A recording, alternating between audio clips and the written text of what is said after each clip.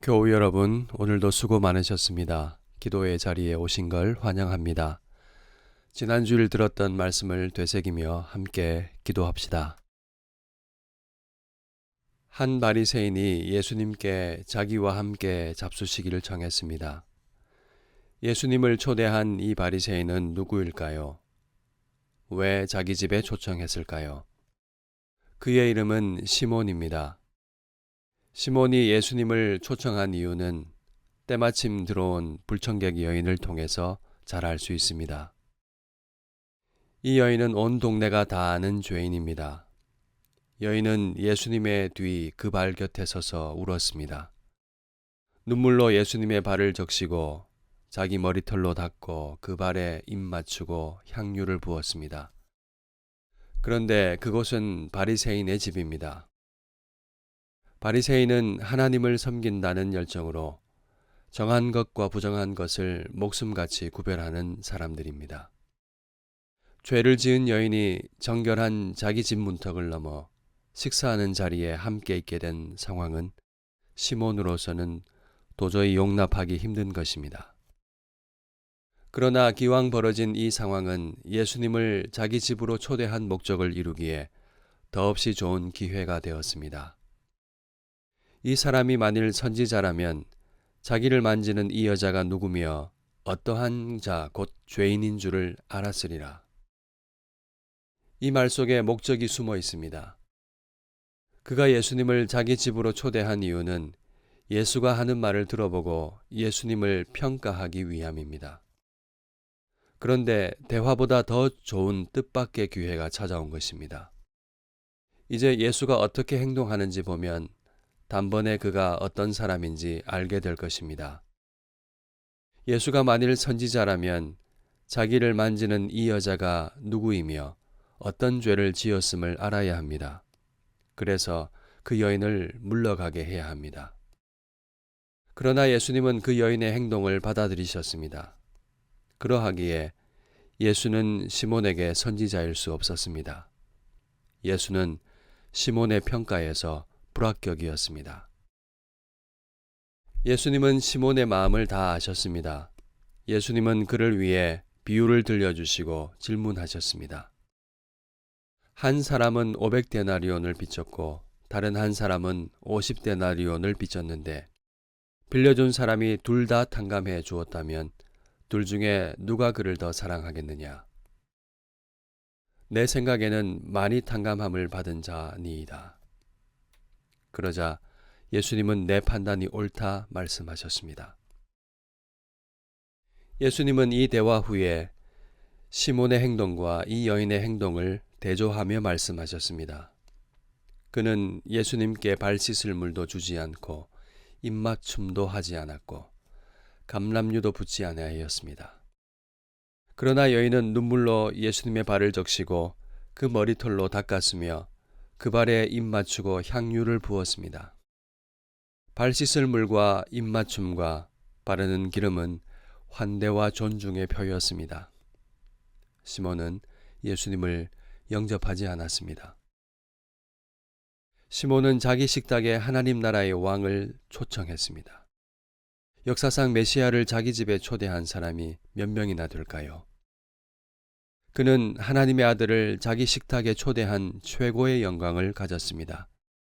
그러나 그는 예수님을 자기 집에 초대해 놓고도 환대하지 못했습니다. 그는 은혜의 주님을 자기 집에서 영접할 기회를 놓친 사람입니다. 그러면 이 여인은 어떤 사람입니까? 성경은 이 여인의 이름이 무엇인지, 무슨 죄를 지었는지, 무슨 말을 했는지도 말하지 않습니다. 그녀는 온몸으로 고백할 뿐입니다. 눈물로 예수님의 발을 적시고 머리털로 그 발을 닦고 입을 맞추고 향유를 붓습니다. 이 모든 행동은 이런 말을 합니다. 저는 주님 앞에 설 자격이 없습니다. 그러나 이 자리에서 떠날 수는 없습니다. 죄인이 바리새인의 집에 들어오는 것은 정결 규례와 사회적 시선을 생각하면 거의 불가능한 일입니다. 그럼에도 불구하고 그녀는 들어왔습니다. 어떻게 들어올 수 있었을까요? 이 여인에게 그곳은 바리새인의 집이 아니라 구원의 주님이 계신 곳이었기 때문입니다. 이 담대함은 은혜에 대한 확신에서 나온 것입니다. 예수님께 가면 살 수 있다. 그 확신 하나로 그녀는 차가운 시선을 뚫고 바리새인의 문턱을 넘어 주님 앞에 엎드린 것입니다. 예수님은 여인에게 말씀하셨습니다. 이러므로 내가 내게 말하노니 그의 많은 죄가 사하여 졌도다. 이는 그의 사랑함이 많음이라. 사함을 받은 일이 적은 자는 적게 사랑하느니라. 내 죄 사함을 받았느니라. 내 믿음이 너를 구원하였으니 평안히 가라. 그녀의 모든 행동은 믿음에서 나왔습니다. 그 여인은 사랑해서 용서받은 것이 아니라 용서받았기에 사랑했습니다. 사함을 받은 일이 적은 자는 적게 사랑하느니라. 이 말씀은 무슨 뜻입니까? 어떤 사람에게는 죄사함 받은 일이 적게 느껴진다는 것입니다. 주님은 우리를 위하여 자신의 생명을 주시고 또한 우리를 위하여 부활하시며 죄로 죽은 우리를 살리셨는데 그 일이 적게 느껴진다는 것입니다. 어떻게 그럴 수 있을까요? 구원이 무엇인지, 은혜가 무엇인지 모르는 것입니다. 구원은 사망에서 생명으로 옮겨진 것을 말합니다. 이것은 우리의 모든 것입니다. 은혜의 자리에 앉아 있다고 해서 반드시 은혜를 누리는 것은 아닙니다. 오늘 우리는 어떤 식탁에 앉아 있습니까? 여전히 예수님은 나의 주님이 아니라 필요할 때 초대되어 식탁 한 자리를 차지하다 나가시는 손님일 뿐입니까? 예수님은 우리에게 너는 나를 어느 자리에 앉히겠느냐 묻고 계십니다. 우리는 내가 주인이 되어 예수님마저도 판단하는 자리에 앉아 있어서는 안 됩니다. 하나님은 이래야 하고 저래야 한다는 생각은 도대체 어디에서 나온 것입니까? 하나님의 말씀이 아무리 그렇다고 말씀하여도 아니라 하는 복종하지 않는 그 마음은 어디서 온 것입니까? 그 마음은 아직도 은혜가 아니라 자기 힘으로 살 수 있다고 생각하는 데서 나옵니다. 은혜는 우리의 영원한 생명에 관한 것입니다.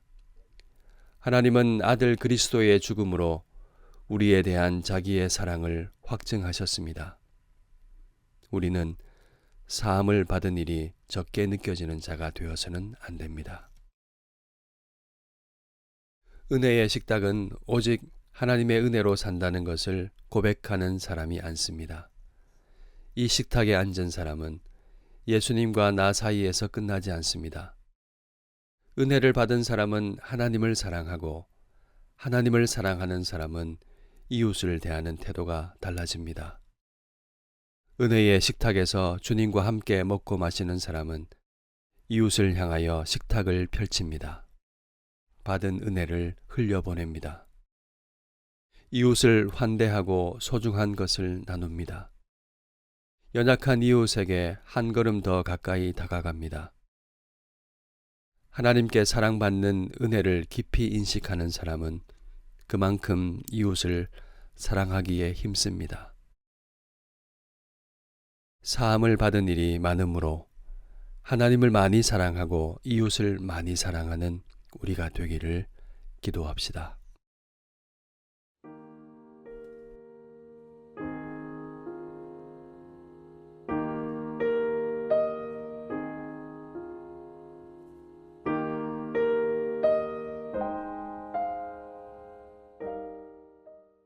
말씀을 생각하며 함께 기도합시다.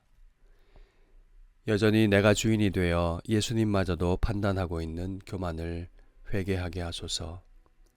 하나님의 뜻을 묻기보다 하나님을 내 기준에 맞추려 했던 완고한 마음을 불쌍히 여기소서.